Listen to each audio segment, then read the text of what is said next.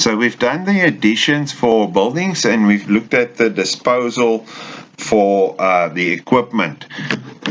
Oh, not the disposal, the depreciation. We've now got to look at the disposals. And the reason why they did not let us do C before B is they're not giving me all the information to simply do a normal calculation. I would have to again use the workings of the note. Now, if I look at what they give me, and it was old equipment was sold at carrying value on the 28th of February. So my only thing is that they sold some equipment at carrying value. But there's no figures to do this calculation. So I must know how this note works. Again, if I take the carrying at the beginning, I add or deduct whatever the movements were, it would give me the carrying at the end. So I've got the end and the beginning, so I can work out the total movements. Total movements consist of the sum of whatever additions I had, minus the disposals, minus my depreciation. So if I've got two of the three, I can calculate backwards. And I do, because I just did B. So if I put B in, it was 270. 280 when I calculated it. So let's just go and see how we can do it then. So there it is.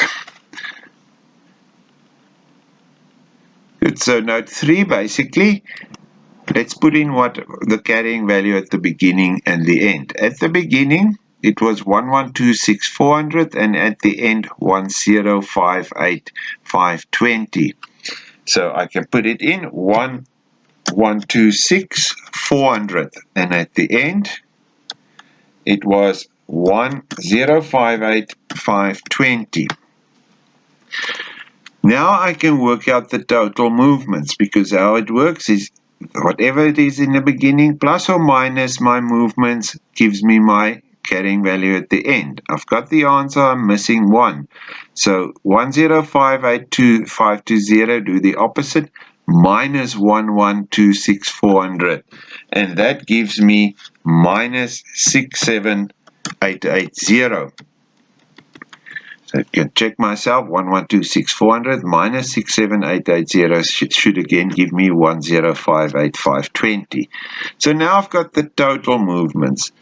But I know that total is whatever the sum of whatever is in this block.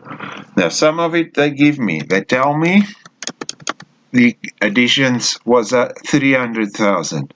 I just worked out the depreciation was 270,280. Just important, I deduct it.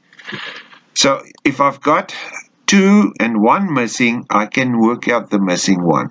Start by using the answer as is, minus 67880, and then do the opposite. So it's minus 67880 minus 300,000 plus 270,280, and that gives me minus 97,600. And there is my disposals, minus 97,600. I must just put it in on my answer sheet. So what did I do? I first of all took the 1,058,520. Just make some spaces. From that, I deducted the balance at the beginning, 1,126,400. And that from that answer, which gave me 67,880, I then minus 300,000 and I plussed the 270,280, and that gave me the 97 minus 97,600. So that is basically. So as you can see, very important that you know the workings of the note. information, not always given as straightforward as what you may be used to when doing textbook activities. So make sure you know the actual workings of the notes.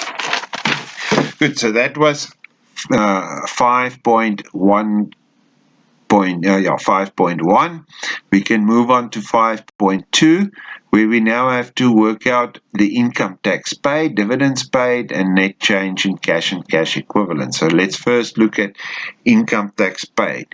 Again, when we do this question, it's important that we know the workings of those general ledger accounts specific to companies, and more specifically the income tax account and the SARS income tax account.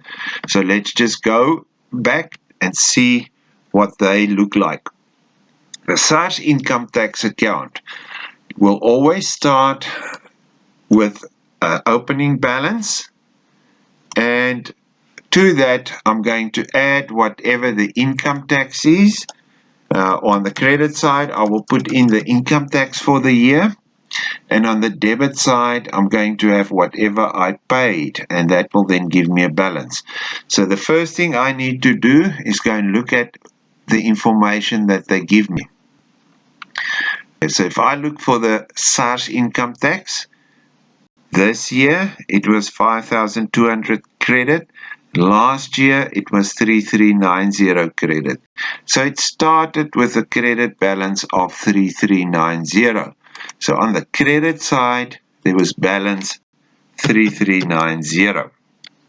And it ended on a credit balance as well of 5,200, which means if it ends on a credit balance above the line, it would be on the debit side, 5,200, and then end on the credit side below the line. So now I know the only things missing is the actual tax for the year, which I get from the income statement, and then on the debit side I'll have the payments. So the tax for the year, I can go and see if I can find anything for that. There is no income tax expense on here, but what they give me is the profit before tax and the profit after tax. So how does it work? It's before tax minus tax gives me after tax. So the difference between the two will be the actual tax for the year. So the before 422,500 minus the after of 295,750, and that will give me the tax for the year. So I can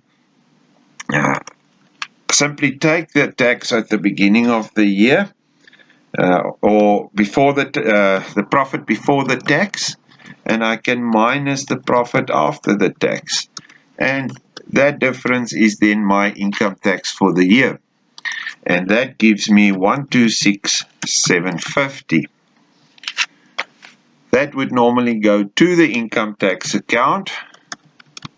Income tax is an expense, so at year end it will be closed off to the appropriation account. But we're not really interested in that year. We want to know how much is paid. So I've got everything in, so except for the bank. So I can work back to get to what was paid. On the credit side, I've got everything complete, so I can simply add the 3,390 and the 126,750, and that gives me 130,140. Copy that to the other side, 130,140, and the difference between the 130,140 and the 5,200 is then what was paid. And that is the figure that we must put in on the cash flow statement. So I must now just go and show it on my answer sheet. So what did I do? I took the opening balance of 3,390. I added the income tax, which I calculated by taking 422,500 minus 295,750 to that, and that answer I then put in the double lines, and on the opposite side I minus the 5,200 debit, and that gave me the 126,750.